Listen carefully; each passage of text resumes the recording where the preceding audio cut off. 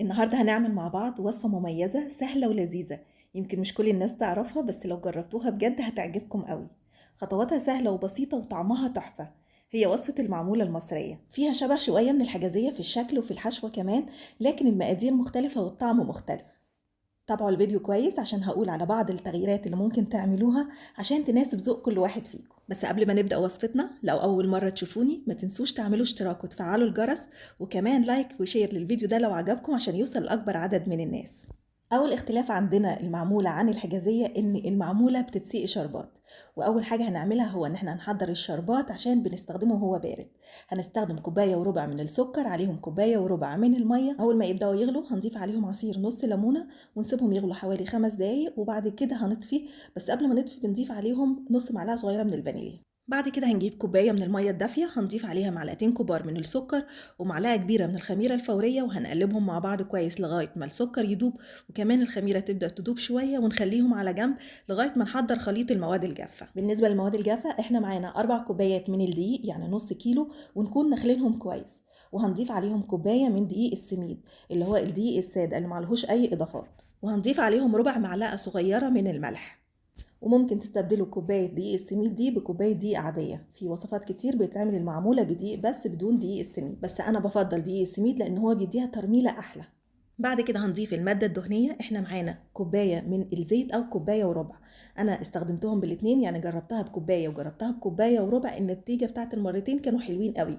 بس أنا فضلتها أكتر بالكوباية وربع عشان مخليها مرملة أكتر، وكمان بتبقى هشة كده مفرغة شوية من جوه، فلما بنسقيها شربات ما تبقاش معجنة، لا بيبقى طعمها جميل كده ومرملة. كمان مقدار المادة الدهنية ممكن يبقى ميكس ما بين السمنة والزيت، بس هي مشهورة ان هي بتتعمل بالزيت اكتر. هنبدأ طبعا نبس الدقيق مع الزيت لغاية ما نغلف كل حبيبات الدقيق والسميد بكمية الزيت اللي احنا ضفناها. كده خلاص احنا بسناها كويس. هنجيب بقى الخليط بتاع المية والخميرة وهنضيفه على العجينة بتاعتنا. احنا هنضيف الكوباية كلها، وهنشوف بعد كده هنحتاج ان احنا نزود معلقة ولا معلقتين تاني ولا لا. ده هيبقى بناء على قوام العجينة بتاعتنا.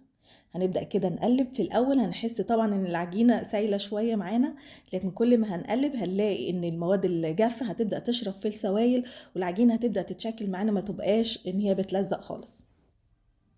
نبدأ بقى نعجنها بإيدينا كده حوالي 3 دقايق كده 4 دقايق لغاية ما كل المكونات تتجانس كويس جدا مع بعض، وما يبقاش فيه أي خطوط بيضة من تأثير المية، وتبقى العجينة بتاعتنا بالشكل ده، عجينة طرية كده جدا لكن ما بتلزقش خالص في إيدينا. لو ناشفة عن كده زودوا معلقة أو 2 مية. بعد كده هنغطيها ونسيبها تخمر تقريبا حوالي ساعة. في الوقت ده هنبدأ نحضر الحشوة معانا كوباية وربع من السميد، وهنضيف عليهم كوباية إلا ربع من السكر، معلقتين أو 3 كبار من القرفة حسب الرغبة، ومعلقتين كده كبار من جوز الهند، وكمان هضيف معلقة كبيرة من الكاكاو الخام الغير محلى. هنقلبهم كويس جدا مع بعض، وبعد كده هنضيف عليهم مية بالتدريج، يعني نضيف كده معلقتين كبار ونقلبهم ونشوف لو محتاجين تاني ولا لأ. المهم ان احنا عايزين الخليط بتاعنا ده يبقى عامل زي الرملة المبلولة بالشكل ده، بحيث ان احنا لما نضغط عليه كده هتلاقوه ان هو بيمسك في بعضه. بعد كده جبت الصينية اللي هخبز فيها. انا هستخدم صينية مقاس 30 في 40. ممكن تستخدموا صينية مدورة مقاس 32، ولو عايزين ارتفاع العجينة يبقى اكتر يبقى استخدموا صينية مقاس 30. هندهنها بالزيت ونسيبها على جنب لغاية ما العجينة ما تخمر. كده العجينة بتاعتنا خمرت كويس، هنبدأ نفرغها من الهواء، وبعد كده هنقسمها نصين، بس في نص هنخليه أكبر شوية حاجة بسيطة عن النص التاني، وده اللي هنخليه من تحت. هنجيب ورقة الزبدة ونبدأ نفرد عليها الجزء الأولاني. أنا عارفة إن ورقة الزبدة دي تقريبا بحجم الصاج، وهيبقى فيه الجوانب بتاعته أو هيبقى مرتفع شوية في الجوانب، وده اللي أنا عايزاه. فأنا هبدأ أفرد العجينة على قد ما أقدر على قد ورقة الزبدة دي. طبعا انا عشان عايزه سمك العجينه ما يكونش مرتفع قوي، لكن انتوا لو بتحبوا العجينه تبقى مرتفعه يبقى استخدموا طبعا صينيه اصغر من كده. كده خلاص فردتها كويس جدا. هجيب الصينيه وهحط فيها بقى العجينه بالشكل ده، وابدا اظبط في العجينه جوه الصاج، واحاول ارفع الجوانب كويس عشان يبقى ليها حافه كده، عشان اقفلهم على بعض بعد كده لما احط الجزء التاني. ومفيش مشكله طبعا لو في حته ناقصه بناخد من العجينه وبنحط في الحته التانيه، مش هتبان خالص طبعا بعد التسويه.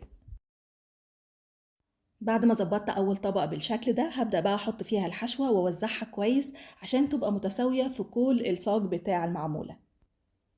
طبعا بنحاول نبعد شوية عن الأطراف، يعني نسيب كده كام ملي كده في الطرف، ما نحطش فيه الحشوة عشان لما نقفل العجينة مع بعض تقفل معانا كويس قوي. بعد كده بإيدينا نضغط على الحشوة كويس عشان تمسك في العجينة.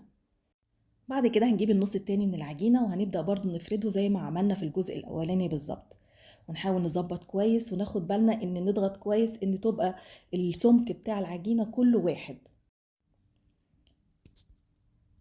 وهنحط بقى الجزء التاني عليها من فوق بالشكل ده، ونضغط بايدينا كويس قوي كده على العجينة من فوق عشان نساوي الوش بتاعها او السطح بتاعها قبل ما نشيل ورقة الزبدة.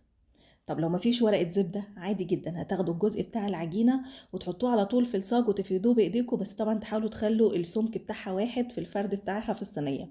والجزء اللي من فوق هتاخدوا حتة حتة من العجينة تفردوها على ايديكم وتبدأوا تضغطوا عليها على الصينية من فوق يعني، وتحاولوا تسووها بأي حاجة كده بايديكم. يعني سهل جدا تقدروا تعملوها بالنشابة او بايديكم عادي جدا. وممكن كمان تستخدموا كيس بلاستيك، هيبقى مناسب قوي ان انتوا تفردوا عليه، وهيبقى سهل برضو ان انتوا تنقلوه للصينية. بعد ما نضغط الحواف بتاعة العجينة كويس جدا ونقفلهم على بعض كويس، نبدأ بقى ان احنا نقطعها بالشكل او بالاحجام اللي احنا عايزينها. انا هنا هقطعها مربعات تقريبا، هيعمل لي تقريبا 24 مربع. انا مقطعاهم قطع كبيرة شوية، يعني انتوا ممكن تقطعوهم اقل من كده ويعمل معاكم لغاية 36 قطعة، يعني بجد بيدي كمية كبيرة وحلوة قوي. بعد ما بنخلص التقطيع بنغطيها وبنسيبها تخمر مرة تانية حوالي ربع ساعة أو تلت ساعة. وقبل ما بندخلها الفرن بندهن الوش بتاعها. أنا عشان عاملاها صيامي فهدهن الوش بمعلقة عسل أسود مخففاها بشوية مية، بس ممكن كمان تدهن بلبن أو تدهن ببيضة عليها معلقة لبن، ودي أشهر حاجة ليها إن هو بيتحط عليها بيضة كده بشوية لبن ويتحط على الوش. وبعد كده هنرش بقى شوية مكسرات أو شوية سمسم، أنا بفضل السمسم لأن طعمه بحس إنه بيبقى أحلى قوي معاه. بالنسبة للتسوية، أنا أول ما بشكل المعمولة واسيبها تخمر لتاني مرة، في الوقت ده أنا بفتح الفرن من فوق ومن تحت على 180. بس قبل ما أدخل الصينية الفرن أنا بقفل الشواية وبسيب الفرن شغالة من تحت بس. بتاخد تقريبا حوالي نص ساعة أو أكتر شوية لغاية ما تاخد لون من تحت ومن الجناب، وتبدأ تاخد لون من فوق شوية. ممكن بعد كده نفتح الشواية عشان تاخد لون حلو من فوق. وأول ما بتخرج من الفرن على طول بسقيها بالشربات اللي هو يكون بدرجة حرارة الغرفة، يعني ما بيكونش سخن ولا ساقع مثلا مطلعينه من التلاجة. بسقيه بالراحة كده بالمعلقة عشان أضمن إن أنا حطيت شربات في كل الصينية، لأن أنا ما بستخدمش كمية شربات كبيرة لأن ما بحبهاش تبقى طرية بزيادة، بحب إن هي تبقى مرملة كده شوية.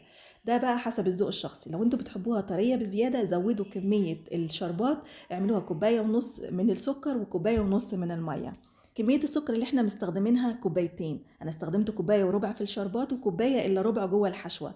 انتوا ممكن تستخدموا نص كوباية سكر بس جوه الحشوة وتستخدموا كوباية ونص في الشربات لو انتوا عايزينها ان هي تبقى طرية اكتر من كده. بعد ما بنسقيها بالشربات المفروض نسيبها تبرد كده شوية او تهدى كده ساعة او ساعتين، وبعد كده نبدأ نقطعها عشان تبقى متماسكة وحلوة. شايفين منظرها والطبقات بتاعتها حلوة جدا. زي ما قلت لكم انا ما بحبش ارتفاع المعمولة يبقى عالي قوي، وبحب ان الثلاث طبقات يبقوا تقريبا زي بعض بالشكل ده. بس طبعا انتوا ممكن تعملوها في صينية اصغر لو عايزين الارتفاع يبقى اعلى من كده. حقيقي الوصفة دي تستاهل ان انتوا تجربوها، لان طعمها جميل هشة كده ومرملة، وجنب كوباية شاي او قهوة تعدل المزاج على الاخر. خصوصا بقى لعشاق القرفة هيحبوا الوصفة دي جدا. استنى بقى صور تطبيقاتكم للوصفة دي على صفحتنا على الفيسبوك، وبالهنا والشفا مقدما لكل اللي هيجرب الوصفة، واشوفكم على خير الفيديو الجاي.